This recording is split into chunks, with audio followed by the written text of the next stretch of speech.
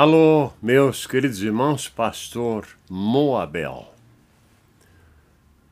Vou ler a palavra de Deus, Atos capítulo 6, a partir do versículo 2, que diz: E os 12, convocando a multidão dos discípulos, disseram: Não é razoável que nós deixemos a palavra de Deus e sirvamos as mesas.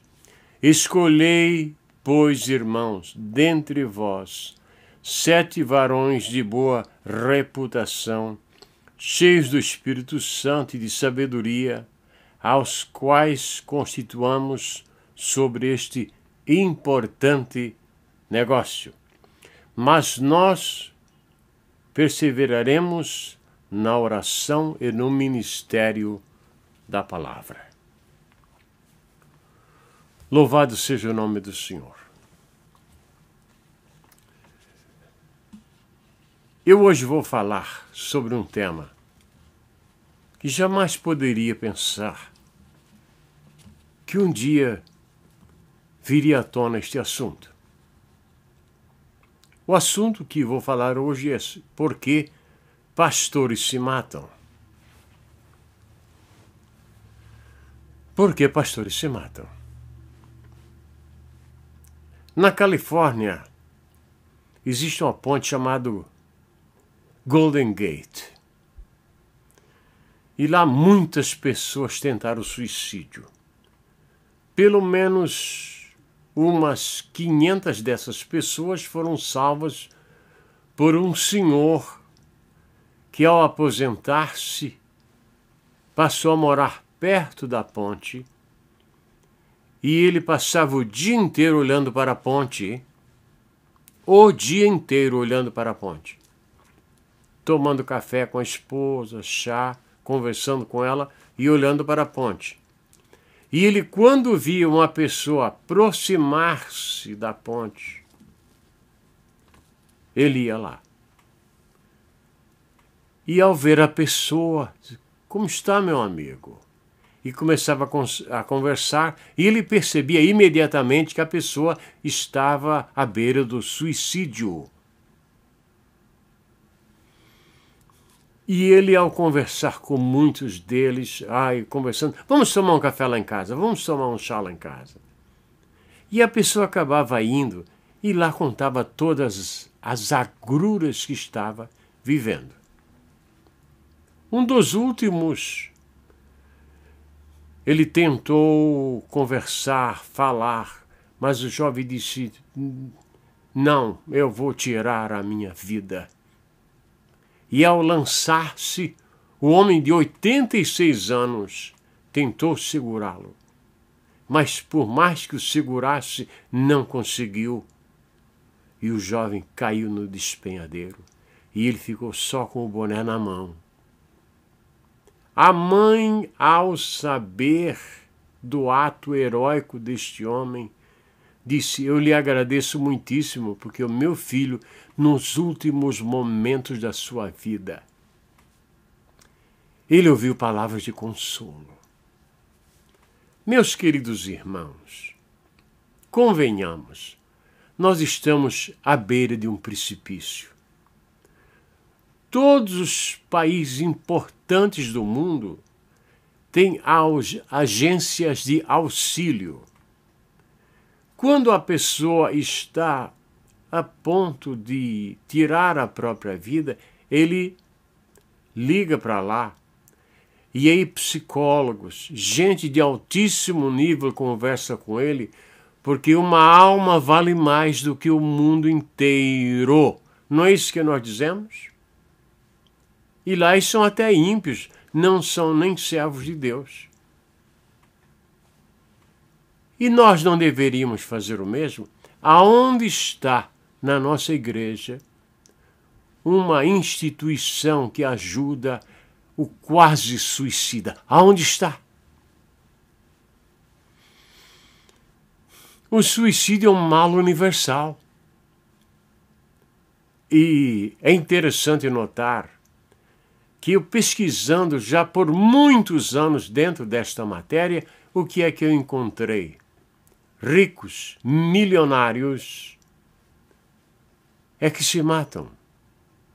O mendigo de rua, aquele homem que acorda de manhã com frio, não dormiu à noite, não tem café para tomar, vai pedir para tomar um café, pedir dinheiro a alguém, ele não tira a sua própria vida.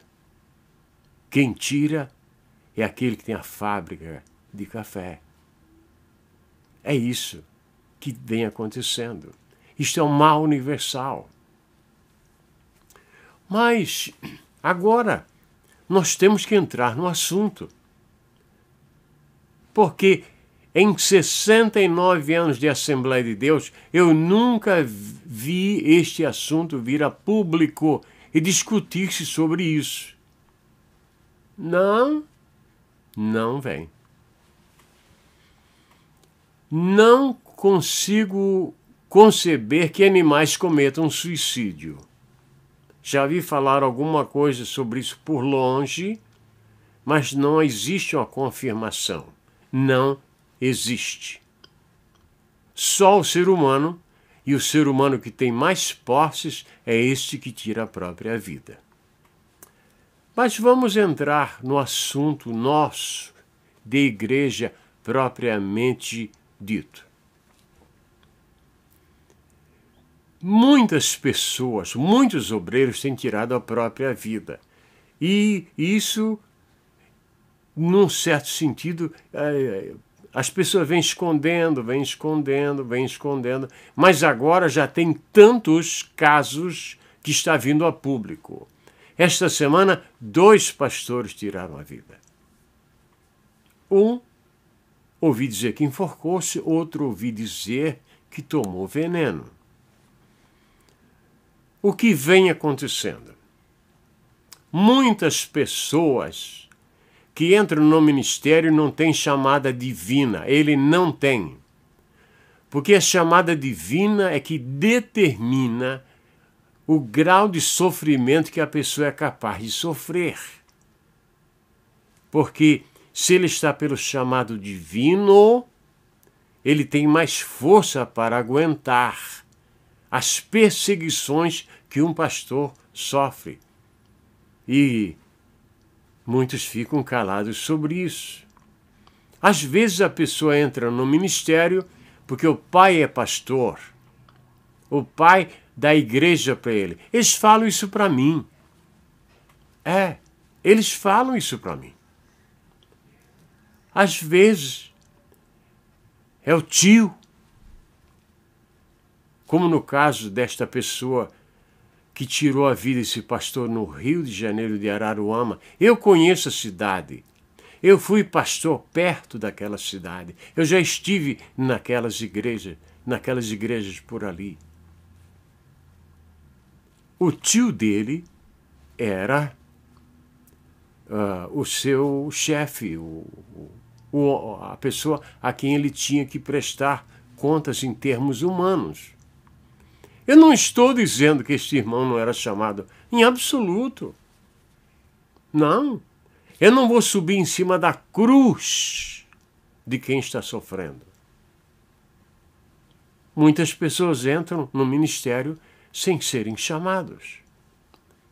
Eu vou dar um pequeno exemplo para vocês. Stalin, para derrotar a Igreja Católica, aquele comunista, ele botou centenas e centenas de pessoas dentro da Igreja Católica para enfraquecer o sacerdócio e conseguiu.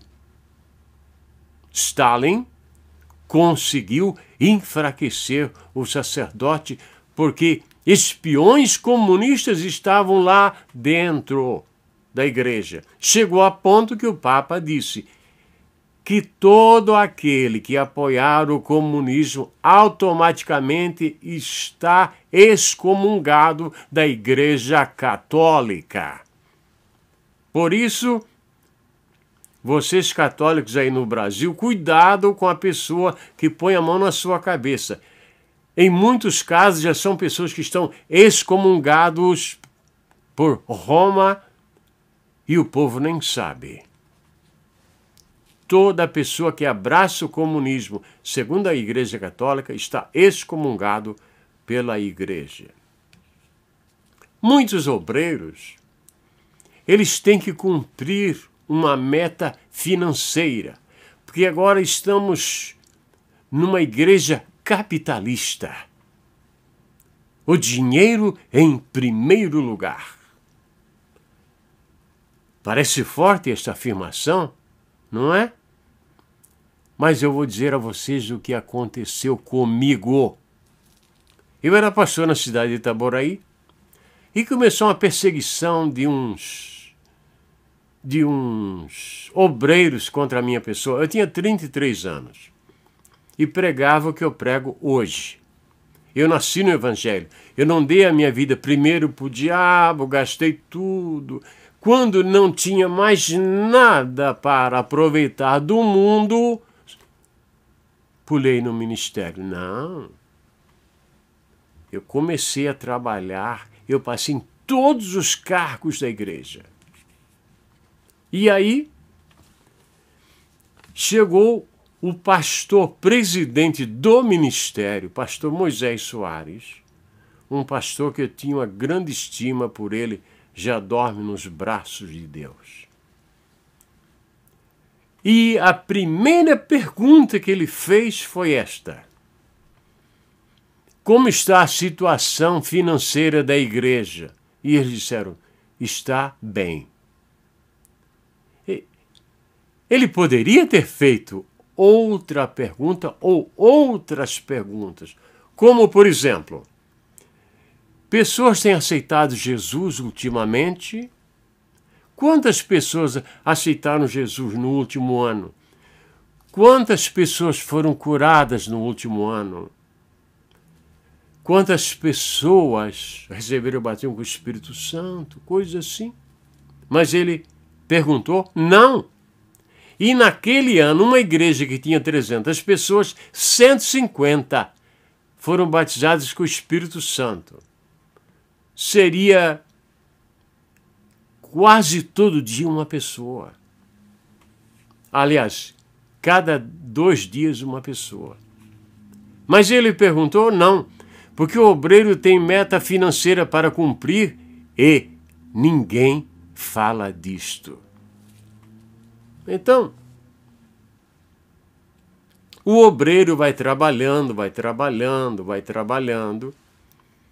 e ele chega a um ponto que ele dá toda a sua vida para o Evangelho. Tudo. E quando ele está ali pelos seus 50 anos, tais como os generais romanos, que as forças começam a se acabar, ele começa a perceber que eles começam a atesourar o seu ministério. Porque pastor não tem amigo, não. Tem? Não. O único amigo que ele tem é Jesus. Mas na terra ele não tem amigo, não. Não. Não. Eu estou dizendo porque eu sou pastor. Aqui na América, um pastor teve problemas no ministério e ele se viu ao ponto que foi obrigado a pedir ajuda para amigos. Ele escreveu uma carta para 70 amigos, só para descobrir que nenhum deles era amigo. Ele escreveu isso num livro. 70. Ninguém foi ajudá-lo. Não. As forças começam a diminuir e ele não estudou, ele não se preparou para a vida. Ele não se preparou. E agora, como que depois de uma certa idade ele vai começar uma outra carreira? Aonde? Fazer o quê? Se tudo que ele sabe é pregar. E eles cortam a palavra dele. Porque já tem um sobrinho no circuito, já tem um filho no circuito, já tem amigo no circuito. Eu não quero ofender quem quer que seja, porque a cruz já está muito pesada. Mas é o que vem acontecendo. E aí o pastor fica inseguro. Não pode tirar férias. Pode? Não, não pode. Não pode fazer isso, não pode fazer aquilo. Porque senão, quando ele chegar, já tem outro no lugar. Eu tive um pastor, que eu vou declinar o nome dele. Ele foi fazer uma cirurgia lá no sul do Brasil, na garganta, porque ele estava muito ruim da voz. Quando ele chegou, tinha um problema lá, sobre uma motocicleta. E ele foi dizer alguma coisa, ele não estava sabendo de nada. Aí um obreiro auxiliar falou assim, pastor, o senhor não é mais pastor dessa igreja, não. E aí o que é que ele ia fazer? Um homem de bem, um homem de cultura, um homem que trouxe ao mundo um filho que se tornou um grande obreiro também. Eu poderia citar o nome deles, mas passou por este vexame, por esta dor, por esta angústia. E eles não querem saber se a pessoa vai beber e vai cair na calçada. Não, eles não querem saber. As forças começam a diminuir. E agora ele não tem mais trabalho. Ele vai fazer o que da vida? Muito bem. A convenção é uma coisa que nós temos, que nos dá, que nos ordena, quer dizer, a convenção, ela reconhece o dom que Deus nos deu. A convenção reconhece os dons que Deus nos deu. Então a coisa começa mais ou menos o seguinte: a pessoa começa como auxiliar na porta, levando mensagem aqui e ali, trabalhando na escola dominical, cantando no coral, tocando na orquestra, sendo afinador da orquestra, fazendo culto ao ar livre, vai a diácono, e depois vai a presbítero, e depois vai a evangelista, e depois vai a pastor. É uma vida. Mas agora está acontecendo o seguinte: um dia eu estava numa reunião e o pastor disse assim, irmão fulano de tal, para ser pastor, auxiliar nesta igreja. Eu pensei que eu tinha ouvido errado, porque a pessoa em questão era genro dele e nunca nem foi porteiro de igreja. Saiu do banco para pastor. Não admira que dê um pastor assim, que a mulher viaja, some e depois volta, e aquelas turbulências matrimoniais. Porque não tem a chamada divina, a chamada divina. Então, a convenção não tem, às vezes não tem o cuidado e às vezes não tem o tempo de ir verificar caso por caso, porque o ministério requer, vou falar de novo, chamada ministerial. Quando eu comecei em 1968, todos nós nos preocupávamos com a chamada do ministério. Hoje não, é na base da amizade. O pai deixa para o filho, deixa para o neto, deixa para o irmão. Como Cuba, né? Cuba, Fidel Castro deixou para o irmão dele, né? Não me imiscuindo nos problemas de Cuba, porque se alguém me pedir ajuda para eu ajudar, eu não sei como ajudar. Não entendo de política. Meu assunto é Bíblia.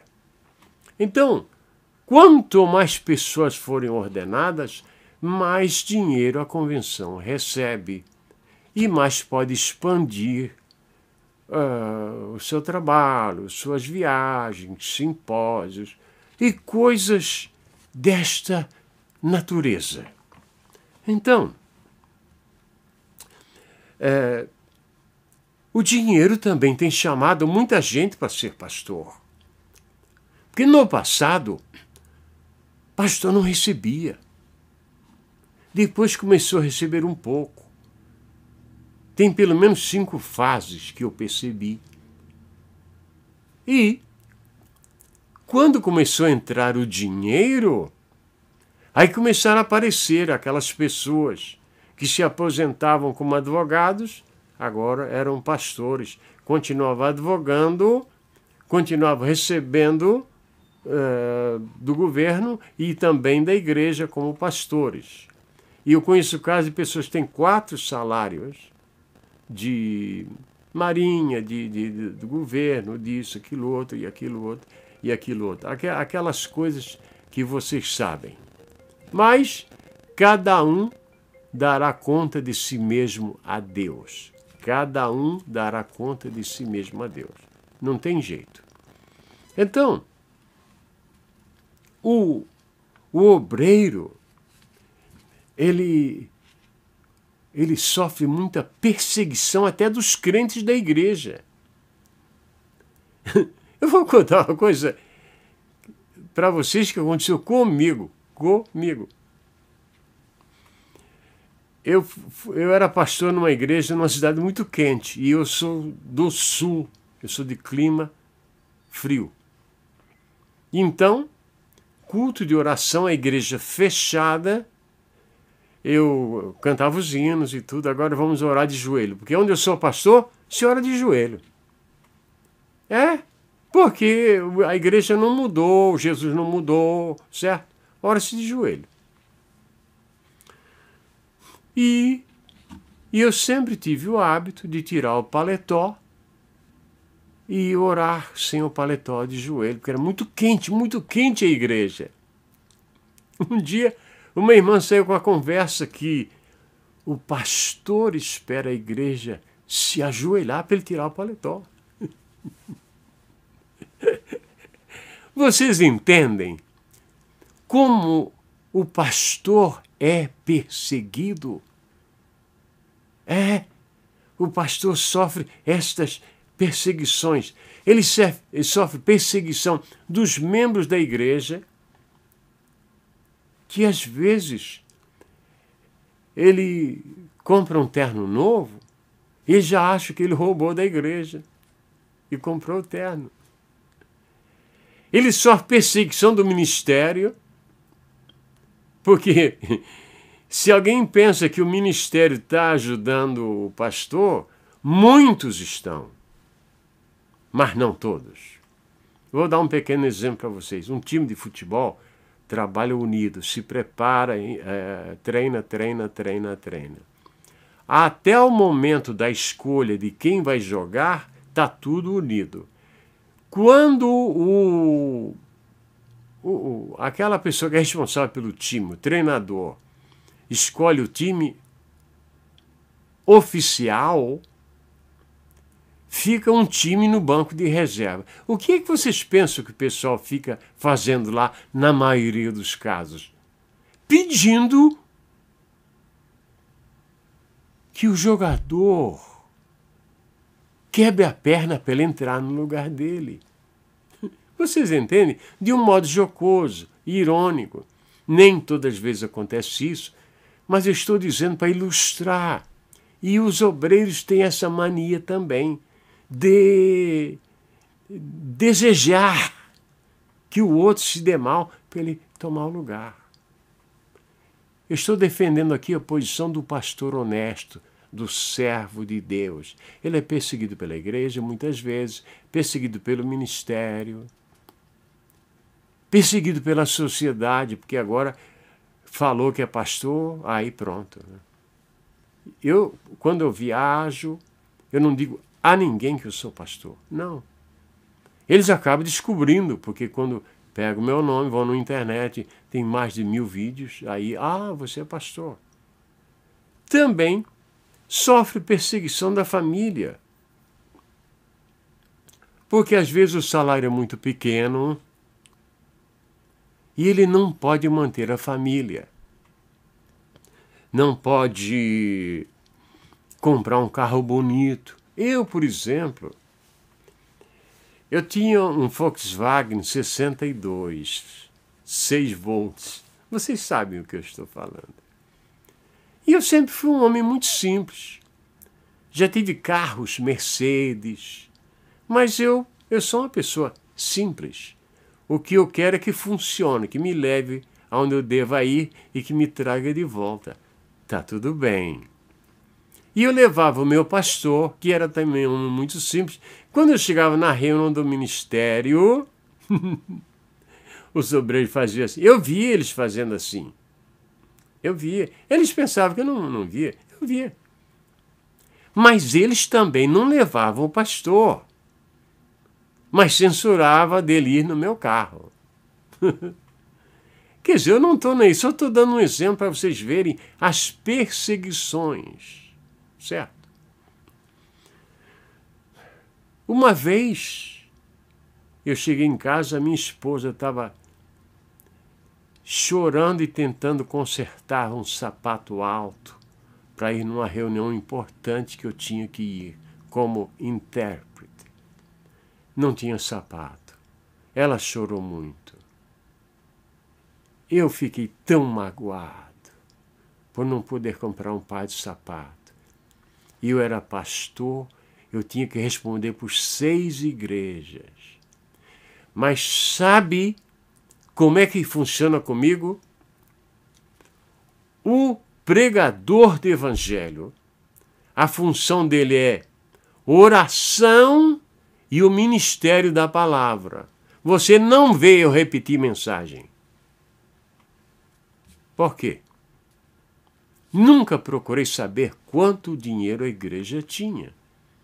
Também nunca apresentei uma nota, um recibo de restaurante, de viagens. Eu procurei, na minha simplicidade, na minha pobreza, cumprir o meu ministério. E também sofre perseguição dos amigos. Dos amigos. Eles, quando encontram o obreiro, a sua igreja cresceu. Por quê? Ele quer vir pregar na sua igreja e receber a oferta. A sua igreja já cresceu. Ele não quer saber das almas. Eu já orei, pernas foram endireitadas. Bondade de Deus. Já orei, demônios foram expulsos. Muitos milagres aconteceram no meu ministério e eu ponho aos pés da cruz. Não fui eu. Vocês entendem? Eu lembro que uma certa vez eu estava num certo lugar e um pregador rico terminou de pregar e disse, e o culto terminou, e ele disse para o amigo dele, João, a oferta, João, a oferta. Assim, eu fiquei pensando assim, ele estava agindo como se aquela oferta não viesse para as mãos dele, no outro dia ele não tinha o que comer. Mas era um obreiro rico. Eles não se tocam, eles não entendem o que é o evangelho. Quem paga 5.000 reais para uma pessoa cantar 4 hinos, ele não entendeu o que é o evangelho. Sabe por quê? Porque os hinos são de louvor a Deus, isso é comércio. Isso é baixaria, isto é igreja capitalista. É ou não é? Então, nós fomos surpreendidos com esta notícia. Eu vou dizer de todo o meu coração. Pastor Roberto de Boston me chamou e me falou sobre este caso que o pastor tirou a própria vida.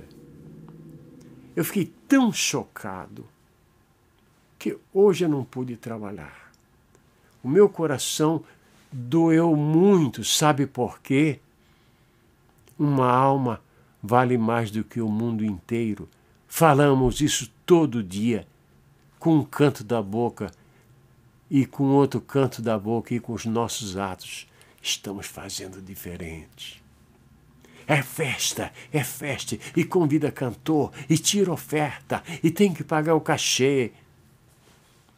Oh, meus amados irmãos, meu pastor José Pereira de Castro, que já dorme nos braços de Deus, ele disse, prata da casa, nós vamos usar a prata da casa.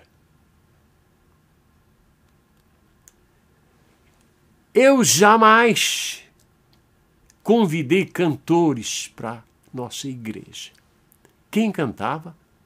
O povo da nossa igreja. E teve casos que eu tive que cantar. E eu me senti muito bem. E o pastor não deve estudar canto? Deve estudar canto. Deve estudar música. Deve saber que tom, o tom do hino que vai cantar. Ele deve saber. Ele recebe para isso. Ele é chamado para isso. Esta minha mensagem não é para ofender pastor nenhum. É para aqueles pastores que têm pensamentos suicidas também e não falam para ninguém. Eu estive ouvindo as últimas mensagens do pastor, que tirou a sua própria vida. As mensagens eram gritantes, que ele estava pregando para ele mesmo. Para ele mesmo. Qualquer uma pessoa de entendimento pelo Espírito Santo entenderia que ele estava pedindo socorro. As palavras dele falavam para ele, dá para notar. Quando eu fui pastor em Itaboraí, depois que eu saí, tinha um caso lá de uma pessoa que queria tirar a vida, um jovem, eu levei para minha casa. Levei para minha casa, levei para o rádio, foi muito bom. Depois que eu saí, ele tentou suicídio de novo. E também um obreiro, o que é que ele fez? Fez uma compra para 3 meses para a família e desapareceu. E aí, procuraram e não encontraram. Finalmente, foi encontrado dentro de uma cisterna, de um poço vazio. Tirou a própria vida. Meus amados irmãos, se o pastor pregar numa noite e no outro dia uma pessoa que ouviu a mensagem dele tirar a própria vida, ele fracassou na sua mensagem. Não posso aceitar. Culpa nossa. Falta de oração. Falta de jejum, falta de intimidade com Deus. Nós estamos nos perdendo com estas igrejas capitalistas e comunistas ao mesmo tempo, que muitos deles são até comunistas. Ao falar estas palavras, eu quero que você entenda. Eu não posso ser contra pastor, porque o pastor é o maior homem do mundo. Ele é pregador do evangelho, ele é número 1 no mundo. Se você é pregador do evangelho, só tem um paletó, uma gravata e uma camisa, e se você pregar onde quer que você seja, você está entre que é um no mundo. A maior classe é do pregador do evangelho. Eu estou entre eles. Agora, povo meu, meus amados irmãos, vocês ao ouvirem essas palavras, vamos nos corrigir. Não vamos deixar o diabo dominar a nossa mente, dominar o desejo nosso por viver. muitas pessoas entraram em contato comigo, querendo que eu dissesse alguma coisa. E agora eu vou dizer, não abertamente, mas vou dizer veladamente. Não sei como você pode entender que as obras dos servos de Deus seguem a Ele. Obras. Não é obra. Obras. Plural. E que o último desejo que abandona o homem é o desejo de sobreviver. Isso é o que diz a ciência. Eu sei que todas as pessoas que passaram por este caminho, seu último sentimento é arrependimento. Que Deus abençoe a família enlutada. Que Deus abençoe os amigos dele, as duas filhas dele, a esposa. Aquele tanto teve cuidado. Que Deus abençoe todos vocês. E não sejamos como o diabo quer. No passado, o suicida não permitiam que ele fosse enterrado num lugar decente. Tinha que ser no lugar dos perdidos. Entre os judeus, ele era enterrado de costas do lado oposto de Jerusalém. Nós não temos este hábito. Para encerrar o que eu vou dizer, só entende o que é o suicida, o quase suicida. Pense nisto. Nosso Deus é nosso Pai. Abençoa os pastores que sofrem perseguições de todo lado. Que a tua graça, a tua misericórdia esteja com todos nós. E quando o diabo se apresentar a nós, que tenhamos a graça e o poder de repelir este ser tão estranho que ainda anda sobre o planeta Terra. Que Deus te abençoe. Onde quer que você esteja neste mundo maravilhoso de nosso Deus, que mesmo assim, em alguns momentos, nos trazem agonia, tristeza e dor. Muito obrigado a todos vocês, onde quer que vocês estejam, neste mundo maravilhoso de nosso Deus. Amém e amém. Espero que você entenda o que eu tenha dito. Muito obrigado a todos vocês.